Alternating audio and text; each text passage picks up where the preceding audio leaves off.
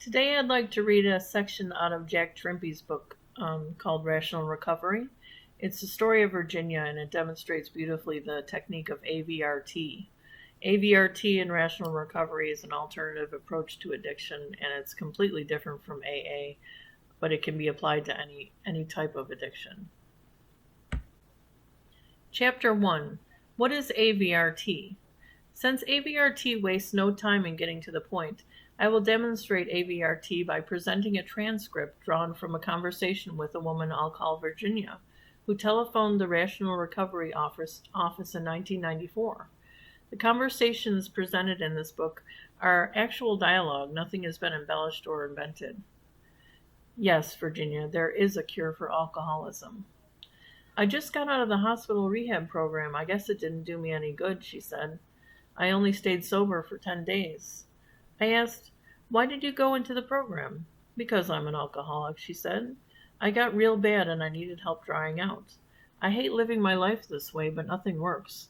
I've been to 2 other rehabs in the last 3 years, and I've been to a lot of support meetings, but I always go back to drinking. Notice that she portrays herself as a victim, inexplicably drinking in spite of receiving much treatment. So what's your plan this time? I asked. That's why I'm calling you now. I still need help, she answered. I pressed a little. Let me ask again. What is your plan concerning the future use of alcohol? She was perplexed. Plan?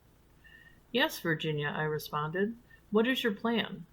Are you going to drink some more? Or are you going to quit drinking? I waited as her wheels turned. In American-style recovery, the idea of planning to quit drinking is considered unrealistic. Finally, she answered, I don't have a plan one way or the other. I asked, does that seem strange to you? I'm not sure what you mean, she said. I proceeded to draw a rather bizarre picture. I mean, Virginia, you have been in 3 expensive hospital rehabs in the last 3 years, and you say you hate living in the chains of addiction. But when I ask you what your plan is for the future use of alcohol, you come up blank. Isn't that odd? Although the lack of any plan to quit drinking is a chief characteristic of addiction, addicted people do not perceive that a plan to quit would be of any help. Annoyed, she said, well, if I knew that, I wouldn't have a problem, would I? I said, of course not, which is exactly why I ask you this blunt question. You have a serious addiction to alcohol that you say is ruining your life. You placed this call to find a way to end that addiction, didn't you? You are making it sound like I can just wish this problem away and go on as if I weren't an alcoholic. Notice the antagonism toward anyone who would suggest that one simply quit drinking? I continued. What did you learn last month during your hospital rehab?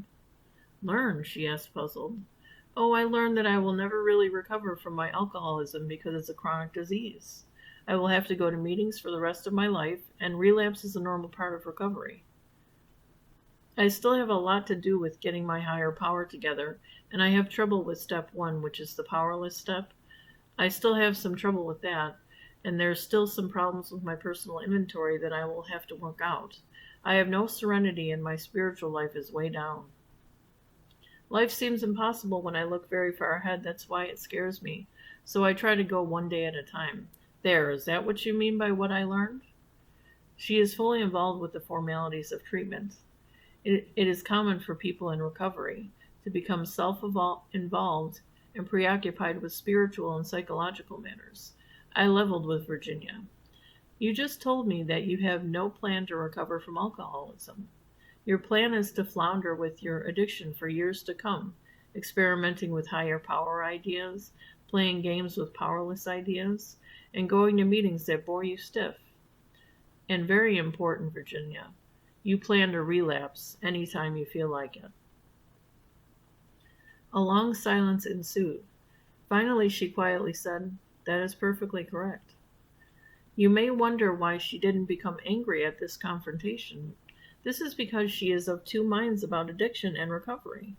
On one hand, she wants to keep drinking, but on the other, she wants to solve her problem. Moreover, I didn't suggest she actually quit, but only described how she flounders in recovery. She continued, and I feel like killing myself when I think of it. Have you been thinking of getting rid of yourself for quite a while? Yes, she whispered. But obviously you do something else instead. What do you do each and every time you think of killing yourself because of your drinking problem? I get drunk. Suicidal ideas serve an important purpose of justifying drinking. And you have no plan to stop drinking. Isn't that strange, Virginia? Did anyone in the hospital suggest you stop drinking alcohol? Yes, the pharmacist said I shouldn't mix alcohol with my antidepressants. So at least someone besides me thinks you can choose not to drink alcohol. But what do you think? Would you like to make a plan to stop drinking for good? Annoyed once again, she said, It's not realistic for me just to say I won't drink anymore. This thing has destroyed others in my family, my father and my 2 brothers. It's a disease that runs in my family, and that's part of what's going on with me. You don't seem to understand. Have you ever been addicted to anything in your life? Addicted people will manipulate never addicted people skillfully and endlessly, and they will reject counsel they don't like if it comes from a never addicted person. Yes, booze for many years, and I also used to believe the same nonsense you've been telling me. I thought I had a disease that was making me drink, and I thought I was destined to drink forever, but I finally cured myself by quitting drinking. She retorted, Alcoholism is incurable. There is a pamphlet from Hazelden Publications, an AA-oriented publisher, titled, Don't Tell Me I Don't Have a Disease. A picture shows a man with an insistent expression as if his life depended on believing alcoholism is a disease. People in addiction treatment are taught that challenging the disease concept is dangerous. Oh yes, Virginia, I explained, there is a cure for alcoholism, and it's as old as the hills. A cure? You said there's a cure for the disease of alcoholism? Isn't the idea of a cure dangerous thinking? Well, if you think that by cure I mean you can keep on drinking, then yeah, probably.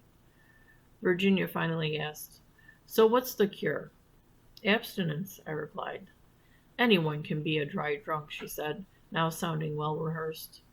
To discourage people from making a commitment to permanent abstinence, which would result in immediate and complete recovery, the recovery group movement predicts that people who take that approach will disintegrate or explode. Dry drunk is a condition that is said to afflict alcoholics who merely quit drinking and fail to surrender to the 12-step way of life. Dry drunks, it is said, almost invariably relapse, and if they don't relapse, they can never be happy. The dry drunk concept steers people away from the most obvious, effective, risk-free, and wholesome solution to any substance addiction, an immediate commitment to permanent abstinence.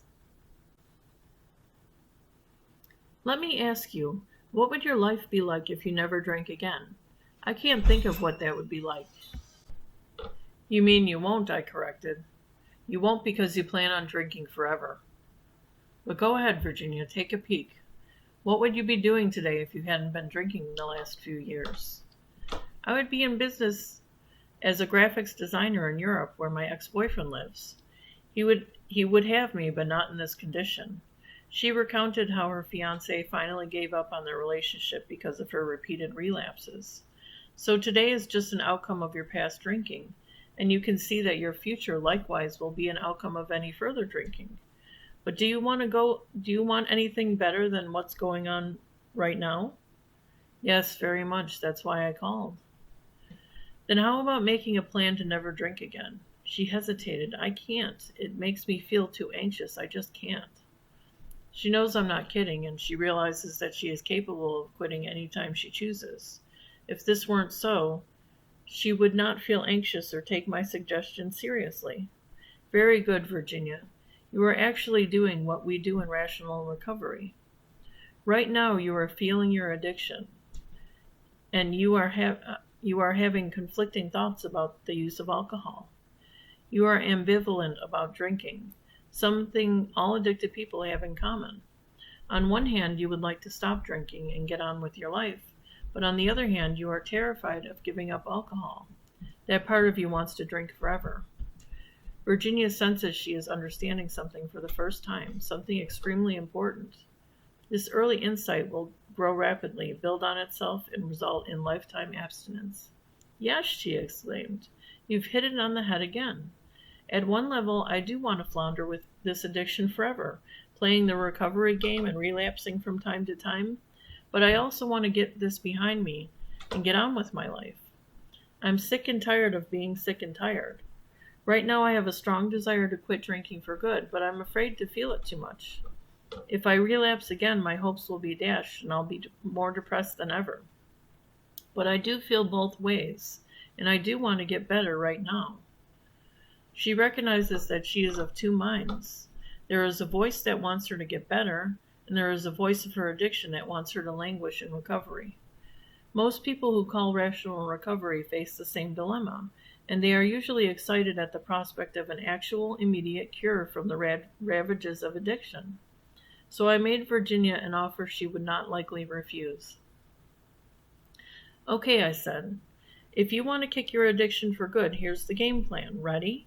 Okay, go ahead. Think right now about the idea of never drinking again. There's another voice in your head, isn't there? And it's saying something else. What does it say? A voice says you can't do it. You know you'll drink again. You're doomed to a life of drinking.